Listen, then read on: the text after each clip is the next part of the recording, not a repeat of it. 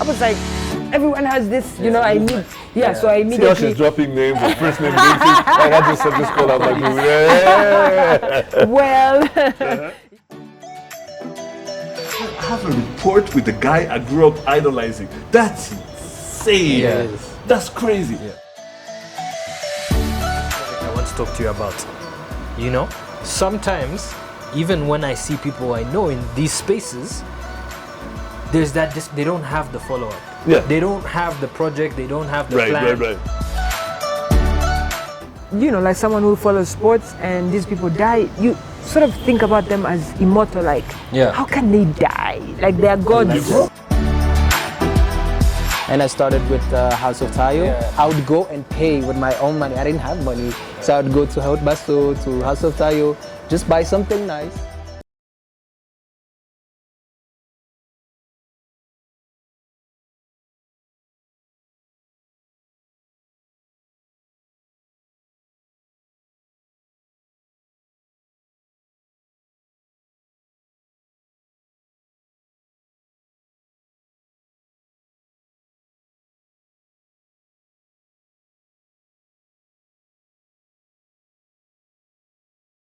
I decided to touch things up a little bit, especially 2 years ago, and I said I have to change the way that I look, because when you talk to me, I don't want you to say, you're a sports journalist. I want you to think about me as a brand. You know, like, what do I wear? What hair do I wear? Hello, I, you know, look at myself as an African sports journalist. So that's the direction that, you know, we're going. And I remember, yes, describing myself as an African sports journalist, but also as a women in sports journalist. Like, I care about women in sports. So I remember there's a time Al Jazeera were looking for someone to comment about the blue girl. There's a girl in Iran who burnt herself because she was protesting against a government directive to not have women in the stadium, and Al Jazeera called me to comment about it. I'm like, I'm not from the Middle East, but they said, look, you are an expert in women in sports, so we want you to talk about it. And I said, okay, I will speak about it because I'm very passionate about it, and that's how I'm branding myself. So especially with the BAL, I'm thinking, look, I'm packing for the BAL, so what exactly am I trying to sell? Okay, I'm trying to sell a corporate look. You can be a commentator and dress well and be fashionable and have good shoes. So I'm packing 30 pairs of shoes to come to the BAL. And it will be different, you know, for the Afrobasket, because I'm trying to sell Africa as a continent. So yes, I buy the idea that you're talking about, that you have to brand yourself as something else. Like, do you have an idea about how much we champion you though? Do you know how much you know how much you champion her? Like, when we see you, when you sign a new contract, when you become a new whatever you become. Yeah. Because we know you from back then. From back then. So when you make it big, I'm like the happiest guy in the world. You know, if you see the social media platforms for the BAL, when the players arrived here, the first team was AS Police from Mali. The players were like, yo, c'est super, c'est fantastique. C'est incroyable, you know, because they could not believe it, you know, right from the airport. And you know how Rwanda likes to organize events, you know, you come, everything is smooth from immigration. Then they arrived at the Radisson, 5-star hotel. Everything is laid out on the bed, you know, these are the uniforms you're going to have, this is what you're going to do. Everything was explained to before players arrived here, before officials arrived here. And, you know, we're in the middle of a pandemic, it was clear. You know, we had an app that we had to fill every day, even before we arrived here. You put in your COVID-19 results. Wow. You answer a questionnaire about the symptoms that you have. Your third. My fourth bubble, Wow. Wow. Yeah, but honestly speaking, I don't think that there's another country that could have hosted the BAL in the middle of a pandemic. None. Rwanda was the only one. In Rwanda, Africa. yes, in Africa, because of the discipline that everyone, you know, displays on a daily. Yes. But also the players understand that this is a professional league, and you know, Kigali is beautiful, it's clean, and so that entire setup, you know, played a good role for the BAL to happen. This guy and I kept bumping. Matthew and I kept bumping into the Mario. Like, we were there every single day. I saw him from the corner of the eye, whatever. I saw him every single day, and I'm like, this guy is moving. What I got from it was I got a chance to meet Poison Ivy, which was the DJ, and she was very cool. She was like, I don't like the fact that I came into your country and took your job, but I like the fact that you were cool. You sent me all the songs, the Insinzi. I was like, if ever Patriot wins, Wow. I was like, yo, you gotta play this. Trust me, you go, And we met the day before she left. She was so cool. She was like, this is your country. I come in, we do something like this. But I would have loved to be to be beside me, to like show me, like to a like sidekick, like a yes, sidekick. yes. Yeah, you know, my first, obviously I saw, because I follow him on Instagram, I saw it on Instagram, I was like, Ijezi, okay, that's cool. Jay-Z was, it still is hashtag, you know, everything. I was like, I need, you know, to get myself a, you know, something. Yeah. And then I saw, like I told you earlier, I saw Bebina, you know, she was wearing it to the stadium. So I was like, you know, shout out to Bebina. Shout out. I see you, Bebina. Yeah, and then, you know, when we're done, so on the Monday, went to the Marriott, then phoned Amadou. I was like, everyone has this, you know, I need, so I immediately... dropping names, the first name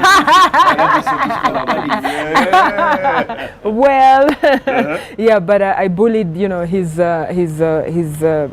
colleague, and I told him, yo, I need to have like ASAP, please. So I texted him, and immediately, honestly, he delivered, and just to, you know, FOMO. So FOMO, we have the jersey. Yes, he's my friend, Tayo, but also this is a beautiful jersey. This is something that people can own, you know, as something, as a takeaway from Rwanda, because it's 2 weeks after, you know, but people are still saying, you know, I wish I could have been in Rwanda. Like, I envy you, you're still in Kigali. You know, I need to come back to this country. And that's sort of the vibe that, you know, everyone is talking about. There's this project I want to talk to you about. You know, sometimes, even when I see people I know in these spaces, there's that they don't have the follow-up. Yeah. They don't have the project. They don't have the plan. Right. They're just there to be there. They're just there to say, oh, I sat with so and so. Yeah, no, that's not cool.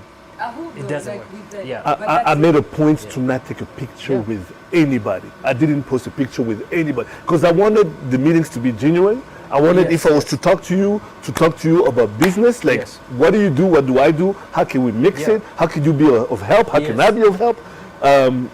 The whole mingling thing is cool if it ends up being something worth it. Yes. If it's just take a picture and post it on Instagram, I'm not okay with that. I remember in 2019 we visited Orlando and we met the Sports Commission, and they were saying they make more than $300 million in profit from sports tourism, just as a state. As a state. So Rwanda has to start thinking like that. That yes, the BAL is coming here for the next 3 years, but also how can we convince the BAL and maybe volleyball or whichever sport you can think about to come to Kigali and host their event there. I was checking out the Instagram page of the Kigali Arena and they were hosting a cutting event, like literally. So that's how you approach the FIA and you say, what do you think about having, how can we have, you know, like a circuit here? Do you know what it means to have an F1 circuit here in Kigali?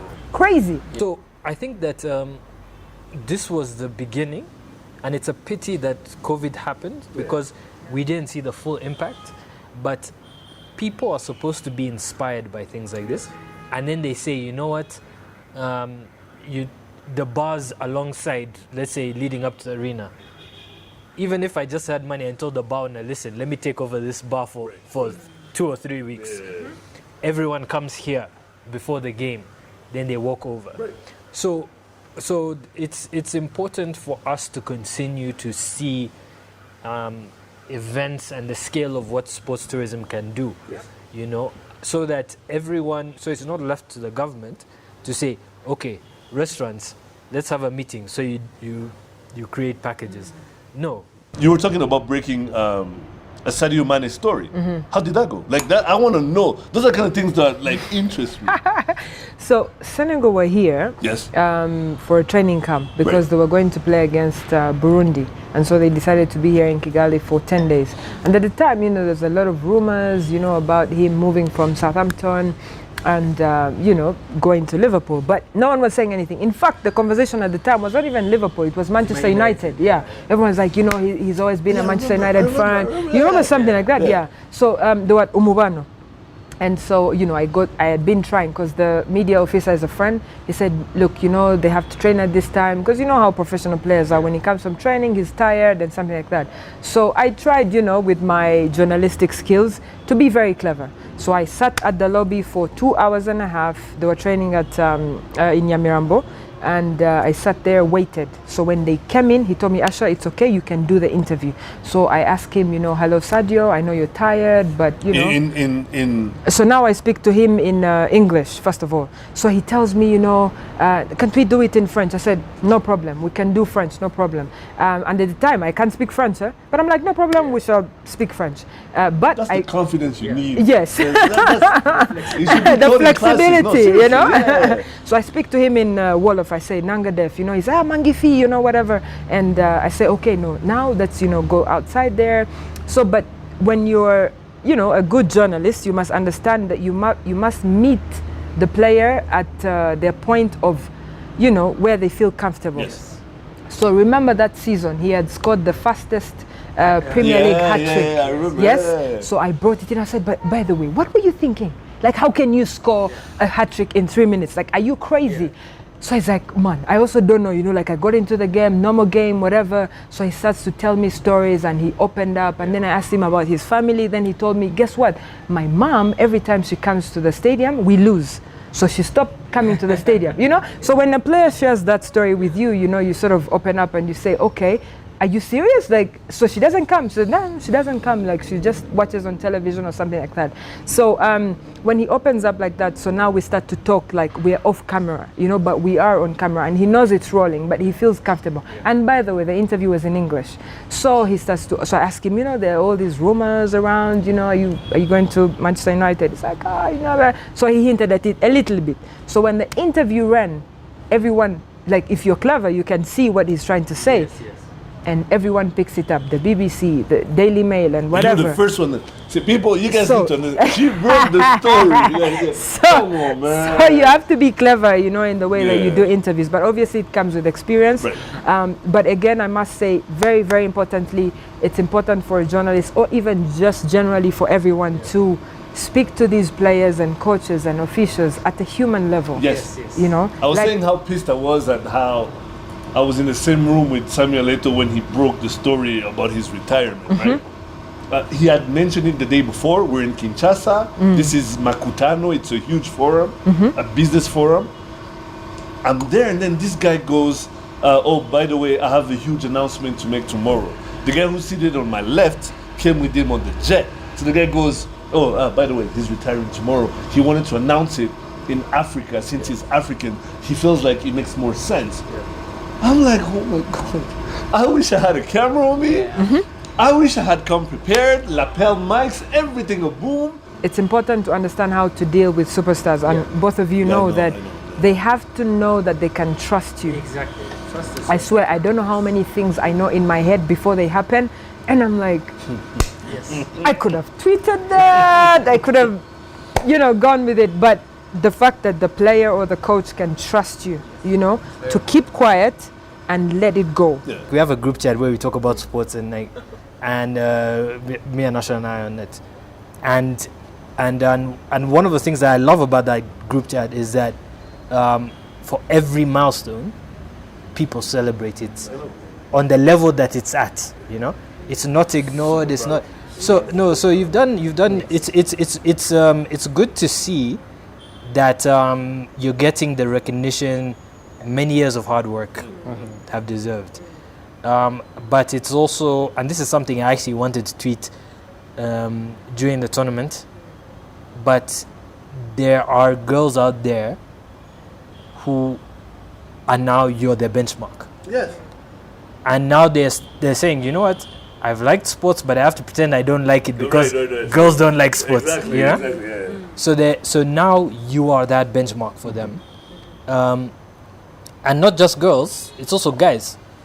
Because you were sitting there as an African with an American former NBA player. Yes, former NBA player. Who is, exactly, you know? That's big.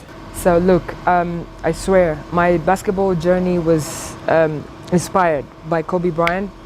I was born in '88, and he wore jersey number 8. And hello, we are a family of people who wear number 8. One matter. And for me also, the difference was obviously at the London 2012 Olympics when I interviewed him, and he was speaking to the Spanish journalist, so he was speaking Spanish. But when he saw me and I spoke to him, hi Kobe, blah blah, I'm sure he saw that I was clearly starstruck, you know. He spoke to me in English, you know, like answered my question and asked me if I had other questions. I was like, what? Like, am I in a movie right now? But it was very emotional for me. And also because in 2019, I covered the Basketball World Cup in China, and he was the brand ambassador for FIBA. Whoa, in Beijing, it was crazy, you know, the Chinese, they were going crazy, you know, cheerleading him. They could not believe, you know, that he was there.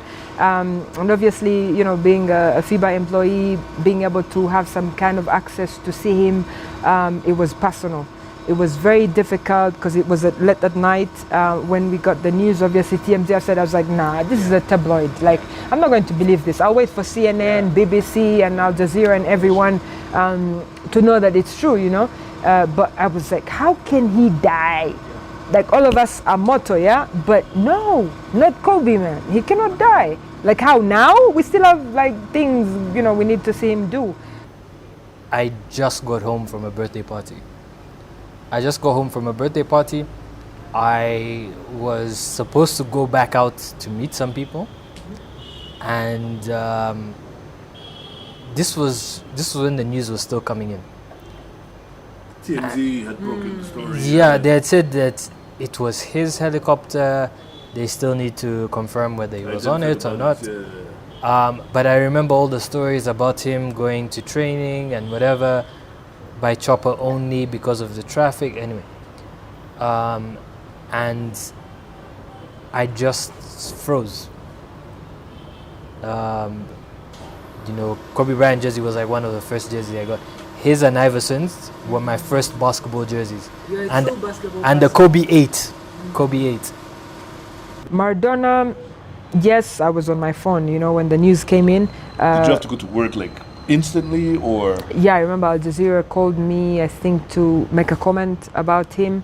Very sad, you know, that, I mean, look, the thing is, when you are, you know, like someone who follows sports and these people die, you sort of think about them as immortal, like, how can they die? Like, they are gods. You grew up on them. Literally, you know, because also, you know, Maradona, the king of Napoli, you know, so when you think about, you know, the images, the graffiti that is in the entire city of Napoli, and because the year before I had met the daughter of Pele, Kelly Nascimento, and she was talking about, you know, the relationship between Pele and Maradona, and it was such a beautiful thing to think about, and to know obviously the rivalry between Brazil and Argentina, but to know that there's mutual respect between the two gods of football.